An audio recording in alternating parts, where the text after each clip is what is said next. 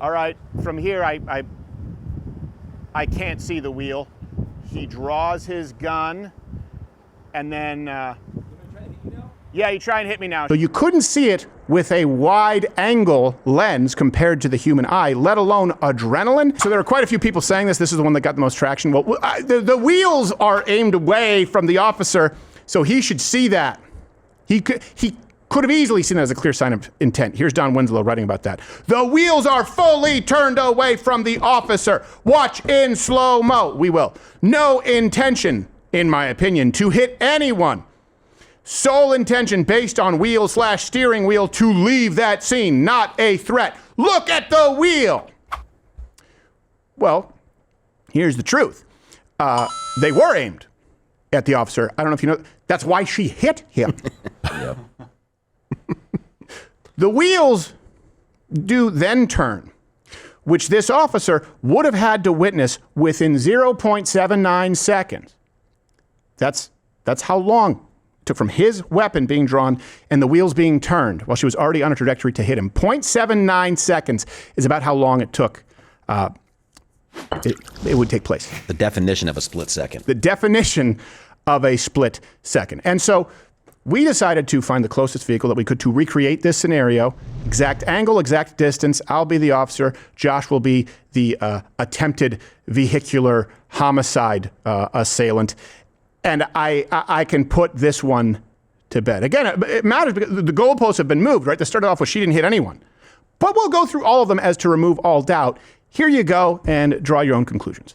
I'm at the exact distance, exact angle where he would be. Should be able to see the wheel turn within that fraction of a second, right? I've chosen to use a tiny little Keltec unloaded with a laser so you can see. So he's right here.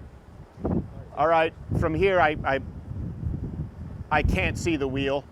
He draws his gun, and then, yeah, you try and hit me now. She comes forward a little bit. Okay, there you go, that's enough. Collapses. He has his hand. Can you just move the wheels a bunch, like go left to right? So, yeah, there's no chance. There's no chance. You can't see it. Minutes there, Toolman. Wow. Did you mean 2 minutes of black? 2 minutes? There was a minute of black in the end. Oh, good. Oh, cool. Yeah, that's great. Just found a way to fit a little racism in there. Sounds like a Jordan Peele movie. A minute of black. Yes, exactly. 1 minute till black. 19 awards. Here, by the way, is the bullet hole in the front of the windshield. So you know that, I believe you have that overlay B6. So you know that the first shot went through the front of the windshield, okay? As it was coming around. Now, here's why that matters. You see that there, and keep in mind that GoPro is aimed down. That camera is aimed down where he would not be looking. And you could not see the tires move.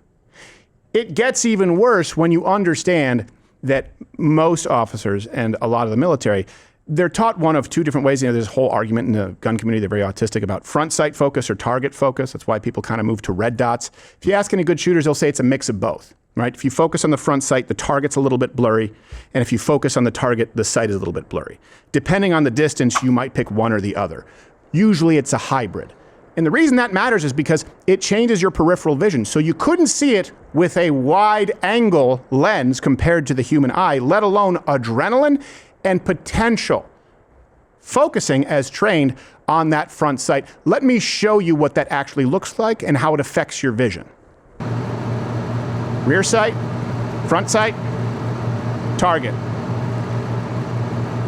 That also would have been much more similar to the angle of his vision. Why is that me? It's all we had. Hey, if you're still watching this, you may be one of the 6 million or so subscribers on YouTube who is, for one reason or another, I don't understand it, still here. So back in the day, I would say click one of these videos and subscribe, but really just head on over to my channel on Rumble. Follow me there. I'm live 5 days a week, 11 a.m. Eastern, and I actually say the things that I mean to say. On YouTube, it's everyone here is kind of neutered, really, and there's just a general lack of testicular energy, but I mean that in the heterosexual way, mostly.